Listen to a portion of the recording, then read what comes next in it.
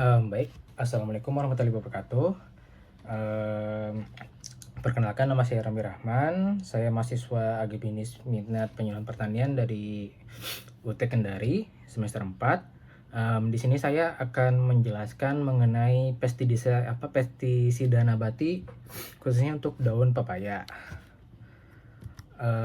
Tujuan di sosialisasikan materi ini yaitu untuk mengunggah kesadaran ekologis, mentransfer pengetahuan teknis yang aplikatif, dan mendorong kemandirian efisiensi ekonomi petani. Jadi kita bisa menggunakan bahan-bahan yang ramah lingkungan untuk membuat pestisida.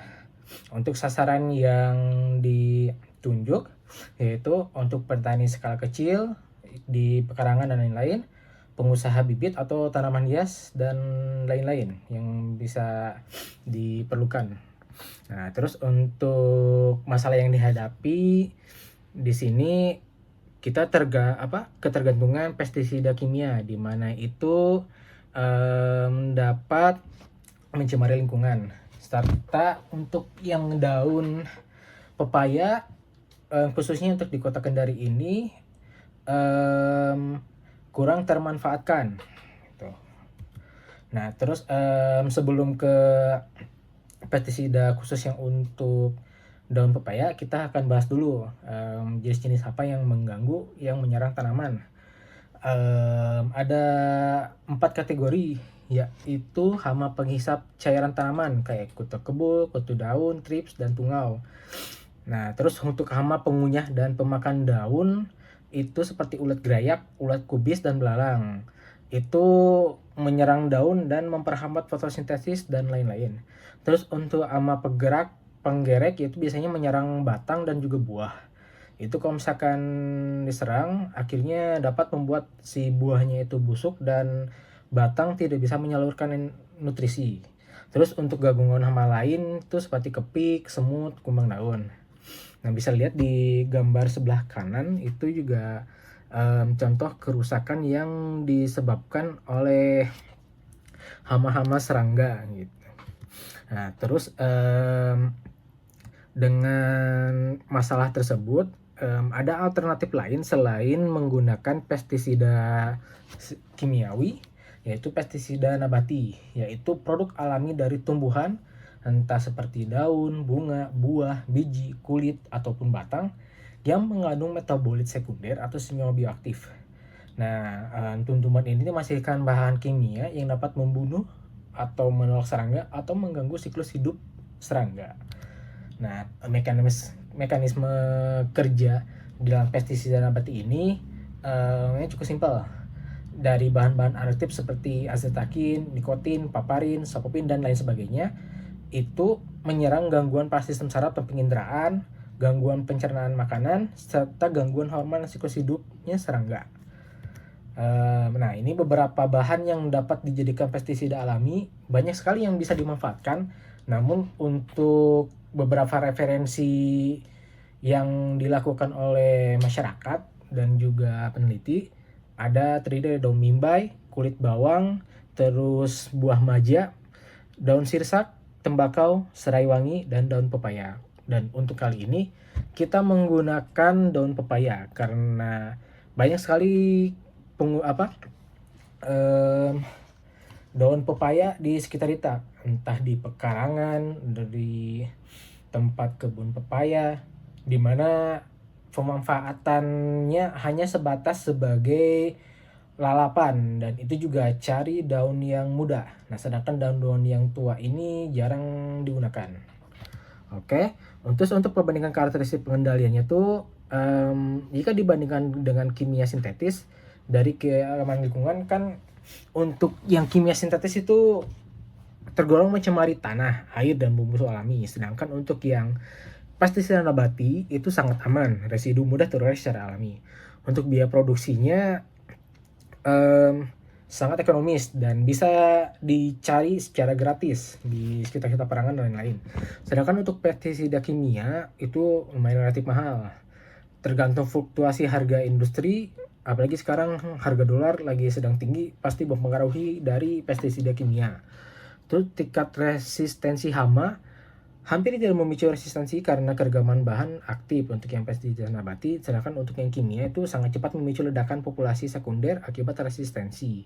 Terus untuk kecepatan kerja emang pestisida nabati itu emang sedikit lambat atau sedang, hingga memerlukan kontak atau proses pencernaan. Sedangkan untuk yang pestisida kimia itu instan gitu, membunuh secara langsung. Oke, nah di dalam kandungan bioaktif daun pepaya itu beberapa macam, yaitu seperti enzim proteolitik, di mana ada papain dan kimopapin untuk merusak membran. Terus alkaloid karpain, yaitu senyawa nitrogen yang berfungsi sebagai neurotoksin kuat. Nah, terus untuk flavonoid dan saponin itu senyawa pembukaan aktif menyebabkan penolakan makanan. Jadi dari ketiga jenis kandungan bioaktif tersebut itu bisa merusak membrannya serangga, mengganggu transmisi simpatik, dan juga merusak sistem nafsu makannya serangga gitu secara singkatnya. Nah, terus untuk cara kerja ekstrak daun pepaya itu dari zat-zat yang tadi tuh lihat dari pengendalian mutunya aksinya, yaitu menyerang racun kontak dan perut, itu membunuh serangga secara instan. Terus pelen atau penolak serangga, aroma kuat yang dari daun pepayanya itu membuat si serangga tidak mau hinggap di tanaman yang telah disemprot pestisida tersebut. Terus antividan, yaitu menghambat gustatory reseptor serangga sehingga menurunkan nafsu makan secara signifikan gitu.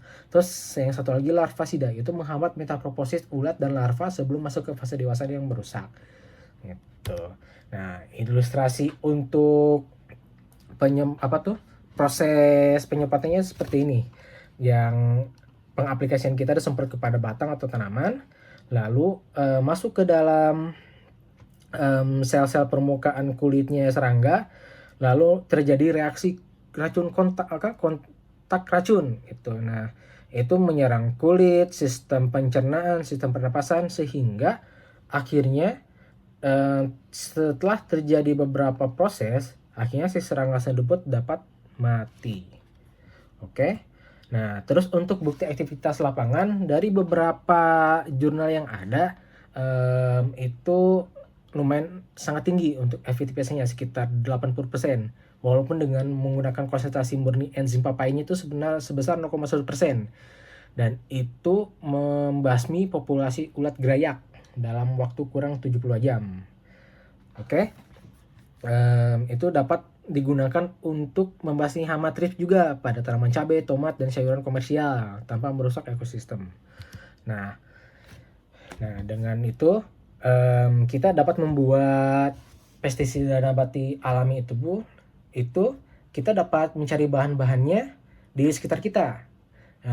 Yang pertama, 1 kg daun pepaya, 10 liter air, 2 sendok makan minyak tanah, dan juga 30 gram deterjen dan sabun colek. Nah, itu sangat dapat kita temukan di warung-warung atau di sekitar kita. Oke. Untuk panduan pembuatannya sebenarnya banyak referensi-referensi yang tersebar di internet dan juga di beberapa buku. Namun secara garis besar simpelnya seperti ini. Yang pertama yang kita lakukan yaitu ekstraksi dulu si daun pepayanya dengan cara dirajang ataupun ditumbuk ataupun di blender hingga benar-benar harus merata. Nah, setelah itu baru kita campurkan bahan-bahan yang lain seperti air, minyak tanah, dan juga sabun sebagai perangkat itu toh. Nah, terus setelah itu kita melakukan penyaringan, dan penyaringan tersebut kan keluar tuh air-airnya. Nah, itu nanti disimpan di wadah yang tertutup. Nah, setelah itu kita diamkan dulu untuk melakukan proses fermentasi selama sehari semalam lah gitu. Ada beberapa referensi yang 1 hari atau 2 hari gitu. Nah, lalu setelah itu nah kita baru bisa menggunakan. Nah, untuk cara menggunakan si larutan tersebut itu pengaplikasinya tuh 2 sampai 2,5 gelas bekas air mineral itu dicampurkan dengan 10 sampai 14 liter air untuk satu tangki sprayer. Nah, setelah itu baru kita semprotkan ke bagian daun, ke bagian batang, ataupun sekalipun di beberapa anggota tubuhnya tanaman yang ada serangga atau ulatnya gitu. Gitu. Terus sebenarnya banyak juga referensi-referensi yang lain yang dapat pemirsa ataupun bapak-bapak atau ibu-ibu untuk mencari referensi. Di sini tidak terbatas di materinya saja. Dan mudah-mudahan materi ini dapat bermanfaat bagi bapak ibu semua. Oke, terima kasih.